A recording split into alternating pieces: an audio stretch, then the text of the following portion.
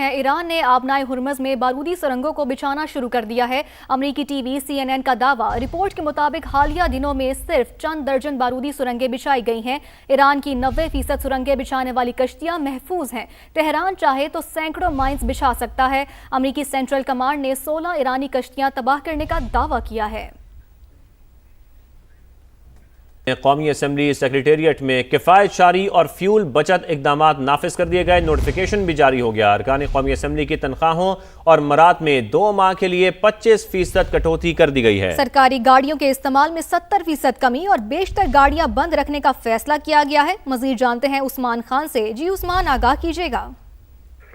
जी बिल्कुल, इस पॉलिसी के तहत ये कहा गया कि गैर जरूरी लाइट्स और बरक़िलात बंद करके 70% तवानाई बचत करने का हदफ मुकर्रर किया गया है। कौमी असम्बली और कमेटी इजलास सूरज गुरूब होने से पहले मुनक्किद करने का फैसला किया गया है। सरकारी गाड़ियों के इस्तेमाल में 70% कमी की गई है और कायमा कमेटी के इजलास ज्यादातर ऑनलाइन मुनक्किद करने की हिदायत की गई है। इसी तरह किफायत शारी पॉलिसी के तहत इजलासों की तादाद जो है वो भी कम रखने का फैसला किया गया है। अरकान कौमी असम्बली की तनख्वाह और मराद में 2 माह के लिए 25% कटौती की जा रही है और ग्रेड 20 और इससे ऊपर के अफसरान जो है वो 2 दिन की तनख्वाह कौमी खजाने में जमा करवाएंगे। गैर जरूरी खरीदारी पर स्पीकर की जानिब से पाबंदी आयद कर दी गई है। साथ ही साथ अखराजात कम करने के लिए पेपरलेस वर्किंग माहौल अपनाने की हिदायत की गई है और ये फैसला किया गया कि घरों से काम करने वाले मुलाजमीन को ओवर टाइम और डाइट अलाउंस नहीं मिलेगा और मुलाजमीन को 1 घंटे के नोटिस पर दफ्तर तलब किया जा सकेगा। तो इसी तरह 20% अमला दफ्तर जबकि 80% घर से ऑनलाइन काम करेगा और ये ऑनलाइन काम करेंगे। अपडेट्स के लिए बहुत शुक्रिया। सेनेट की कायमा कमेटी IT का इजलास हुआ है, जबकि सेफ सिटी इस्लामाबाद की कमेटी को ब्रीफिंग दी गई है। आपको अपडेट करते चले। DG ने कहा कि सेफ सिटी महफूज मंसूबा है। हार्डवेयर और सॉफ्टवेयर उन ममालिक से मंगवाए गए हैं जिनसे सिक्योरिटी खतरात नहीं हैं। तफसील जानते हैं इस्लामाबाद से समा के deputy bureau chief Behzad Salimi से। जी बेहजाद, आगाह कीजिएगा इस इजलास के हवाले से।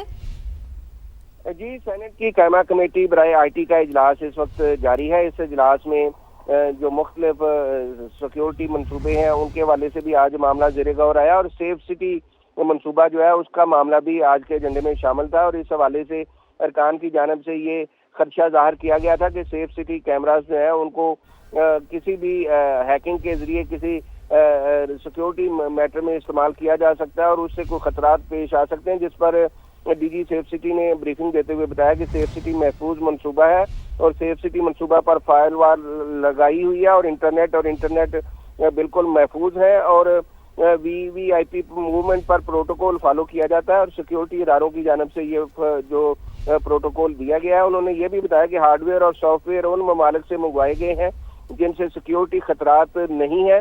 ब्रीफ कैम उन्होंने बताया कि 2021 में कुछ देर के लिए इस्तेमाल हुआ था, लेकिन इस सॉफ्टवेयर का भी इसराइल से बराह रास्त कोई ताल्लुक साबित नहीं हुआ।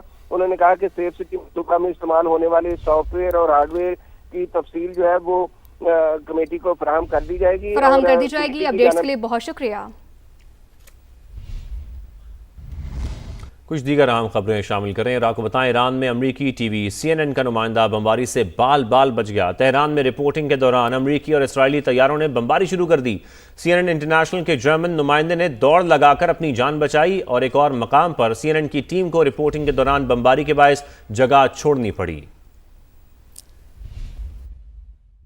अहम खबर शामिल करते हैं। दुबई के करीब एक और बहरी जहाज पर हमला हुआ है। बरतानवी मैरीटाइम एजेंसी के मुताबिक दुबई से 50 नॉटिकल मील दूर बल्क कैरियर पर नामालूम प्रोजेक्टाइल गिरा। बहरी जहाज का अमला महफूज रहा। तहकीकात अभी जारी है। मैरीटाइम एजेंसी के मुताबिक सुबह से हमले की जद में आने वाला ये दूसरा बहरी जहाज है।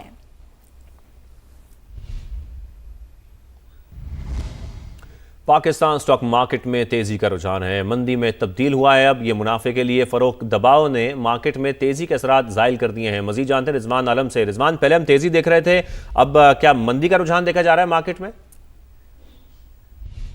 जी बिल्कुल, देखें आज पाकिस्तान स्टॉक एक्सचेंज में तेज़ी हमने देखी। कारोबार का आगाज़ भी 1029 पॉइंट्स की तेज़ी के साथ हुआ था और एक मौके पर मार्केट में 2400 से ज़ायद पॉइंट्स की तेज़ी भी हुई। मार्केट में 1,57,000 और 1,58,000 पॉइंट्स की 2 हदें बहाल हुई थी, लेकिन उसके बाद हमने मार्केट को सेलिंग प्रेशर में आते हुए देखा।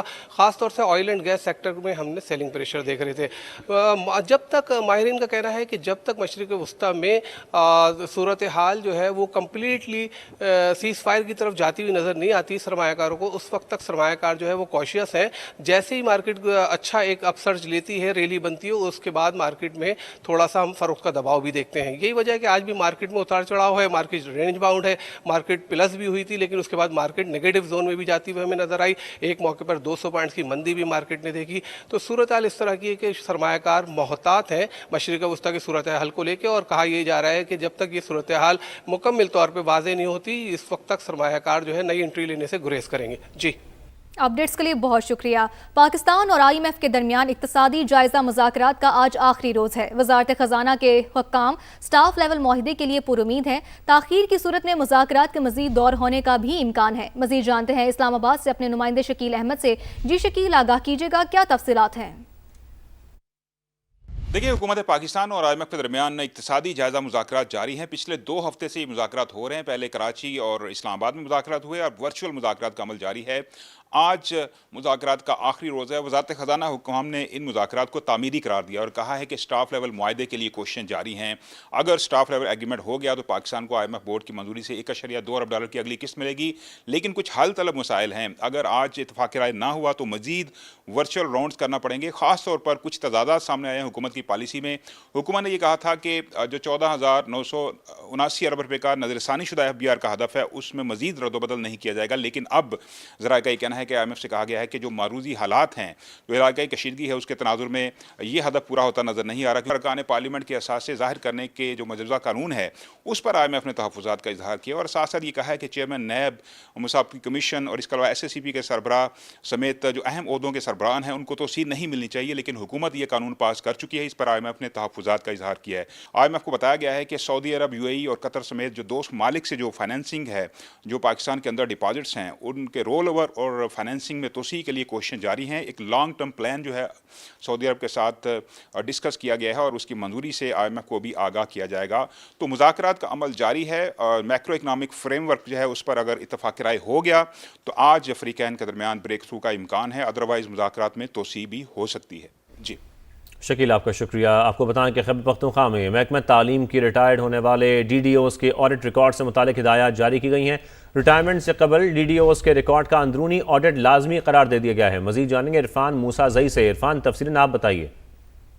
जी बिल्कुल, खैबर पख्तूनख्वा महकमे तालीम ने जो है रिटायर होने वाले DDOs को ऑडिट रिकॉर्ड से मुतालिक अहम हुक्मनामा जो है वो जारी कर दिया गया, जिसके मुताबिक रिटायर से कबल DDOs के रिकॉर्ड का अंदरूनी ऑडिट जो है वो लाजमी करार दिया गया है। इसी तरह जो है नो डिमांड सर्टिफिकेट जो है उसके इजरा के लिए तमाम रिकॉर्ड जो है वो भी मुकम्मल करना जो है वो ज़रूरी करार दिया गया है। इसी तरह जो है महकमे तालीम के जो ज़िली अफसरान है उनको मुतल्लिका इदारों को जो है वो फौरी तौर पर जो है हिदायत जारी करने तक पहुँचाने का हुक्म भी दिया गया है। इसी तरह ये भी कहा गया है, जो हुक्मनामा जारी किया है, कि रिटायर होने वाले अफसरान के पेंशन केसेस में ताख़ीर रोकने के लिए जो है इक़दाम किए गए हैं, जबकि स्कूलों और दफातर में तैनात DDOs का मुकम्मल ऑडिट रिकॉर्ड तैयार करने की भी हिदायत की गई है। इरफान, बहुत शुक्रिया आपका।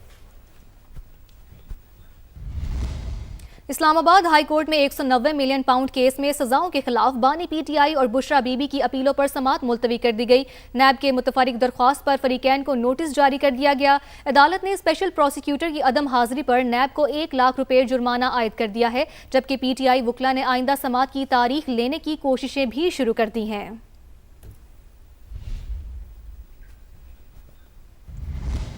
और आपको खबर दें, ईरानी मुशीर यूसुफ पज़ेश्कियान ने सुप्रीम लीडर के जख्मी होने की तरदीद कर दी है। रहबर आला बिल्कुल सेहतमंद और महफूज हैं, मीडिया रिपोर्ट्स बेबुनियाद हैं, यूसुफ पज़ेश्कियान की जानिब से ये बताया गया है। आपको बताएं कि न्यूयॉर्क टाइम्स ने हमले में मुश्तबा खामनाई के जख्मी होने का दावा किया था। इसकी तरदीद की गई है ईरानी मुशीर यूसुफ पज़ेश्कियान की जानिब से। उन्होंने कहा कि सुप्रीम लीडर के जख्मी होने की मैं तरदीद करता हूँ। रहबर आला बिल्कुल सेहतमंद और महफूज हैं, मीडिया रिपोर्ट्स बेबुनियाद हैं।